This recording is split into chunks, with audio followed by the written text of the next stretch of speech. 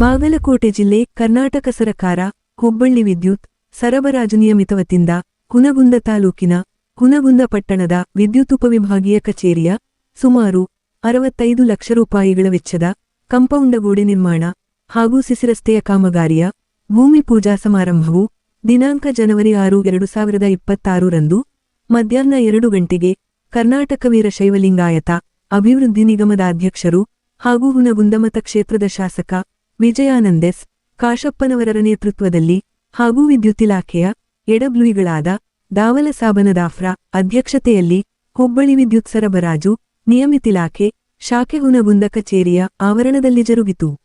ಈ ಭೂಮಿ ಪೂಜೆ ನೆರವೇರಿಸಿ ಶಾಸಕ ಕಾಶಪ್ಪನವರರು ಮಾಧ್ಯಮ ಪ್ರತಿನಿಧಿಗಳೊಂದಿಗೆ ಮಾತನಾಡಿ ಹೆಸ್ಕಾಂ ಶಾಖೆ ಹುನಗುಂದಕ್ಕೆ ಬಹುವರ್ಷಗಳಿಂದ ಕಚೇರಿಯ ಅವಶ್ಯಕತೆ ಇದ್ದ ಕಾರಣ ಕಚೇರಿ ಮಾಡಲಾಗಿದ್ದು ಈಗ ಸುಮಾರು 65 ಲಕ್ಷ ರೂಪಾಯಿಗಳ ವೆಚ್ಚದಲ್ಲಿ ಕಚೇರಿಯ ಕಂಪೌಂಡ ತಡೆಗೋಡೆ ನಿರ್ಮಾಣ ಹಾಗೂ ಸಿಸಿರಸ್ತೆ ಕಾಮಗಾರಿಗೆ ಭೂಮಿ ಪೂಜೆಯು ನೆರವೇರಿಸಿದೆ.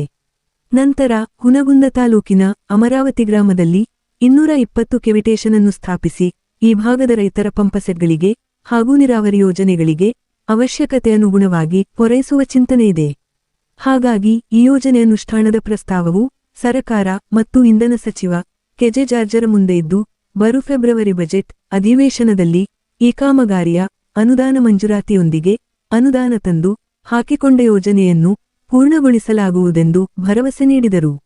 ಈ ಒಂದು ಕಾರ್ಯಕ್ರಮದಲ್ಲಿ ಹೆಸ್ಕಾಂ ಶಾಖಾಧಿಕಾರಿಗಳಾದ ದತ್ತಾತ್ರೇಯ ದಾಯಿಗುಡಿ ಹಾಗೂ ಗುತ್ತಿಗೆದಾರರಾದ ಮಹಾಂತೇಶ ಹೊಸಮನಿ, ಮಹಾಂತೇಶ ಕರಡಿ ಸೇರಿದಂತೆ ಇತರೆ ಕಾಂಗ್ರೆಸ್ ಪಕ್ಷದ ಮುಖಂಡರು, ನಾಯಕರು, ಕಾರ್ಯಕರ್ತರು ಹಾಗೂ ಹೆಸ್ಕಾಂ ಶಾಖಾ ಕಚೇರಿ ಹುನಗುಂದದ ಸಿಬ್ಬಂದಿಗಳು ಉಪಸ್ಥಿತರಿದ್ದರು. Loknayak Kannada news bureau report Hungund. ಉಪವಿಭಾಗ ಕಚೇರಿಯ ಎಷ್ಟು ಮೊತ್ತದಲ್ಲಿ ವೆಚ್ಚದಾಗ ಅದ್ರ ಬಗ್ಗೆ ಮಾಹಿತಿ ಕೊಡಿ ಸರ್.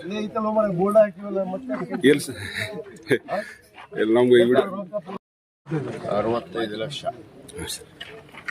ಇವತ್ತು ನಮ್ಮ ಹುನಗುಂದ ಹೆಸ್ಕಾಂ ಏನು ಕಚೇರಿ ನಮ್ಮ ಉಪವಿಭಾಗಾಧಿಕಾರಿಗಳ ಒಂದು ಕಚೇರಿಯ ಒಂದು ಕಾಂಪೌಂಡ್ ನಿರ್ಮಾಣಕ್ಕೆ ಸುಮಾರು 65 ಲಕ್ಷ ರೂಪಾಯಿ ವೆಚ್ಚದ ಕಾಂಪೌಂಡನ್ನು ಭೂಮಿ ಪೂಜೆ ಮಾಡಿದ್ದೀವಿ. ಈಗಾಗಲೇ ನಮ್ಮ ಹುನಗುಂದ ಮತಕ್ಷೇತ್ರಕ್ಕೆ ಸುಮಾರು ವರ್ಷಗಳ ನಂತರ ಏನು ಒಂದು ಕಚೇರಿ ಆಗಬೇಕು ಅಂತಿತ್ತು. ಕಳೆದ ಅವಧಿಯಲ್ಲೇ ನಾನು ಈ ಒಂದು AWE ಕಚೇರಿಯನ್ನು ಕೂಡ ಇಲ್ಲಿ ಪ್ರಾರಂಭ ಮಾಡಿದ್ದೀವಿ.